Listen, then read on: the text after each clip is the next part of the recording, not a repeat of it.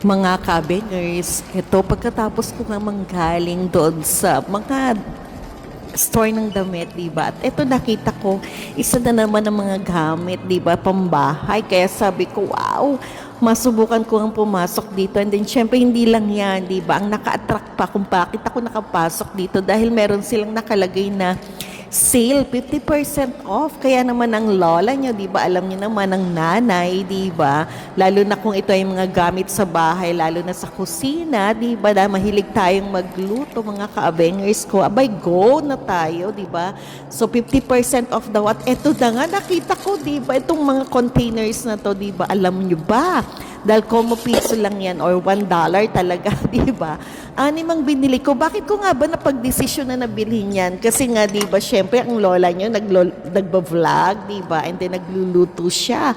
So, sabi ko nga, para hindi makita yung mga brand na ginagamit natin sa pagluluto, katulad ng patis, ng toyo, ng suka, kung ano pa man, di ba?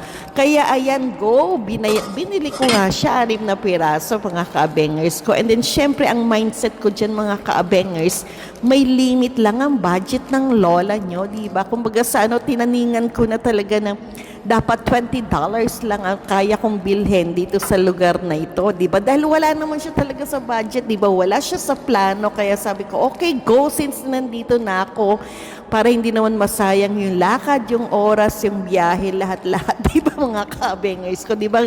Ganun tayo bilang nanay na pag lumabas na at nakita mo madadaanan mo na lahat ay isang ano lang, abay, go na, di ba? Para at least makatipid tayo sa oras, effort, and money. Wow, talaga naman po, di ba? Budget-wise yan, ha? Kaya mga ka-abengers, tara, tutok lang tayo, di ba? Ano ba yung makikita natin sa store na to? And then, syempre, mostly mga kitchen items, di ba, yung mga equipments or kung ano man yung mga kailangan natin sa kitchen natin, mga ka-abengers ko. And then, syempre, ayan, alam nyo ba, nung meron na ako nilalagay doon sa cart ko, ay, may gulay, ang lola nyo, di ba, gumana na naman ang kanyang human calculator ba? Wow, talaga naman po, kala mo naman, napakarami at napakalalaki ng bibilin, di ba, mga ka-abengers ko. Kaya naman po, my God, tinutodo-todo ko yung pagko-compute at baka mamaya sumobra ako sa budget, di ba? Kaya eto tayo, wow. And then, syempre, ikot-ikot lang muna tayo, mga ka-abengers ko. At eto na, di ba, yung mga containers, di ba? And then, syempre, kumpleto talaga sila rito, di ba? Kung i-compare mo dun sa mga talagang kilalang-kilala ng mga brands, di ba? At least, oo, magkakaroon lang ng pagtatalo sa quality, di ba? Pero kung depende naman sa paggamit mo, mga ka-abengers ko, di ba? Kaya naman po, ang ano lang, kumbaga ang mindset natin, di ba? Yung mura na makakarami ka or kumbaga parang enjoy ka na, anong tawag doon? Uy, bago na naman. Kasi di ba pag sinabi nga ng iba na quality, di ba? Talaga matagal mo siya magagamit. Doon nila kino-compare yung kanyang price, di ba, na oo, may kamahalan, pero matagal mo naman magagamit. Unlike doon sa mura, yung quality niya ay hindi naman ganun di ba? So, sandali mo lang siya magagamit. Kaya lang the mindset of being a Filipino, di ba? Wow, naipa-English ang lola niya, di ba? So, point of view ko lang ito, hindi ko naman nilalahat, di ba, mga ka-abengers ko. Kaya naman po sabi ko, wow, kumaga, sana yung parang masaya ka lang na bago, di ba? May bago kang gamit. Ay, Diyos ko po, ano na ba yan? Ang dami ko ng kwento, mga ka-abengers ko. Samantalang, pumasok lang naman ako rito para mag-usyoso, di ba? And then, syempre, bukod sa pag-usyoso, yun naalala ko ano ba yung mga gagamitin ko sa aking bilang content creator. Wow, talaga naman po level up na ang lola niyo, mga ka-abengers ko, di ba? Kumbaga, ine-enjoy ko lang talaga itong paglilibot ko na to, mga ka-abengers ko. Kaya naman po, ayan, nakita niyo may freezer, di ba? At ayan na nga yung aking cart, di ba?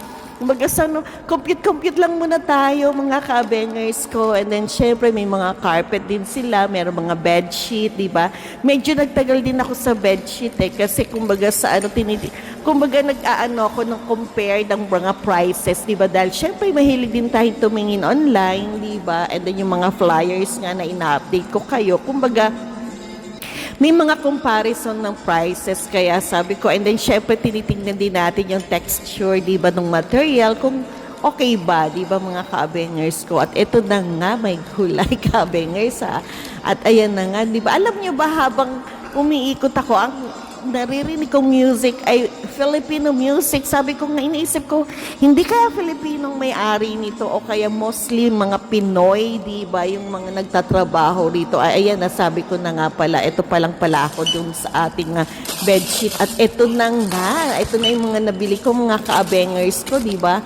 Less than 20 yan. Kaya naman sabi ko, wow, na-achieve ko at ayun pa pala yung nabili ko mga ka-abengers, diba yung ating lalagyanan ng salt and pepper, diba? Kaya naman po, wow, todo da ang lola nyo. Pagkatapos ganyan, umikot-ikot tayo. Ano ba pa yung makikita sa store na to? Siyempre, meron din silang food chain, diba? Kailangan talaga laging may food chain para kahit pa paano yung mga tao dinatna ng tanghalian, kung ano man, diba? At least meron silang makakainan.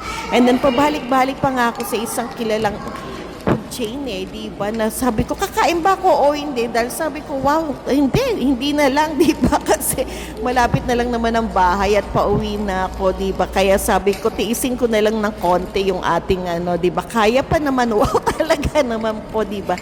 And then, syempre, dahil ko napakainit ng panahon, di ba? Ang ginawa ko, kung saan ako pumasok, doon na rin ako dumaan kasi para kahit pa paano may kulimlim, di ba? Kulimlim talaga, di ba? Lilim at eto na. Nag-aabang na ng bus pa uwi ang lola nyo, di ba mga kaabeng